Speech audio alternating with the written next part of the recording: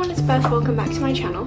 So if you saw the video I uploaded last week on Sunday, you would know that I talked about a lot of things in that video, but something I mentioned was how I've decided to, from now on until I move to Australia, only be adopting hamsters instead of purchasing them from pet shops. And we're going to be getting into a little more than that today. We're going to be talking about rodent mills. Just a quick disclaimer before this video starts, this video will include photos that may be disturbing to some viewers, so viewer discretion is advised. People working at rodent mills don't take into consideration the welfare or the health or well-being of any of the animals that are there. They are very much neglected, fed a poor diet and mistreated.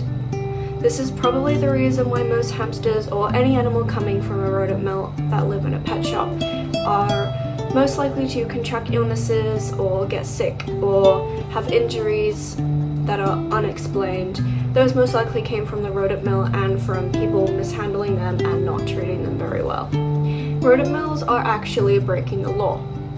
So the Animal Welfare Act 2006 have a couple of laws that people need to follow when a pet or pets are in their care.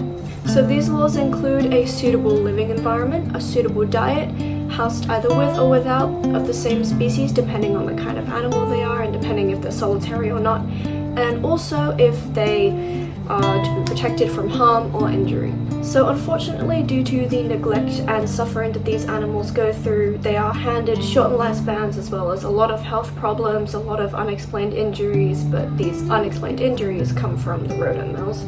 And also, when you're looking at a pet in a pet shop and you see that they may be smaller than some of the others, or maybe they look skinnier, or maybe they look like they have deformities, this is because when they're being bred, their well-being and their temperament is not being taken into consideration, because these people are not obligated and trained to breed these animals. They are just doing it for the money, and this can be really, really unsafe for the animal and also the person who is owning the animal, who has to watch them suffer. And speaking from experience, it's not fun. So a lot of the time, the reason people get their hamsters from a pet shop is because they don't think there's any other way that you can get hamsters. However, this isn't true. There are actually a couple of ways that you can get hamsters apart from getting them in pet shops. The first one is an ethical breeder. If you don't know what an ethical breeder is, it's basically someone who breeds animals, specifically hamsters in this case, for their temperament, their well-being, and their lifespan. These people are professionally trained to breed and care for these animals, and they are doing their research, they know what they're doing, and these animals are given a better diet, better care before they're even born. So when the mother is pregnant, they're well taken care of, they're well fed, they're given everything they need to give birth in a safe environment, and they are made sure that they're protected from harm. Ethical breeders then, when the hamster is old enough, they then put these pups up for adoption so people can take them in. But what they do is they get to know the person before they end up giving the hamster to that person, so they know that they're able to provide the animal with the correct care. The second thing is adoption, obviously from a local rescue or from someone else who's rehoming their hamster. You can honestly just go online and look up hamsters for adoption in my area, press enter, and I promise you something will come up. When you're adopting a hamster from someone else, it's still not the best because that hamster most likely already came from a rodent mill, but if they're being neglected in their previous home, the best thing you can do is take them in and give them a better life than what they previously had.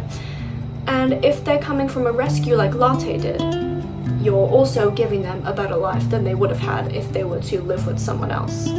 So already you're helping them have a better life, and hopefully by giving them the correct care, because you know how to look after the animal, they're able to have a better life and hopefully an increased lifespan.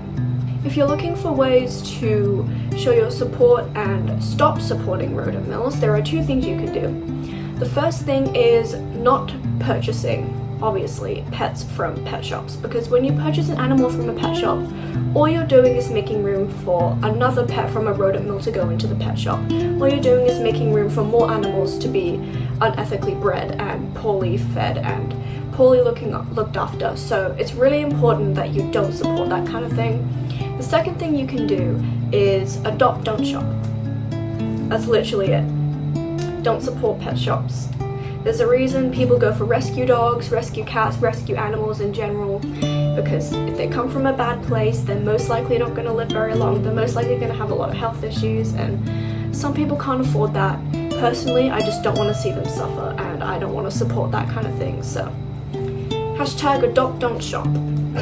So I really hope this video helped you guys learn more about where hamsters come from and where most animals you find in pet shops come from. I hope that I changed your mind about supporting pet shops, and I also hope that I encouraged you to adopt instead of shop. And I will see you in my next video.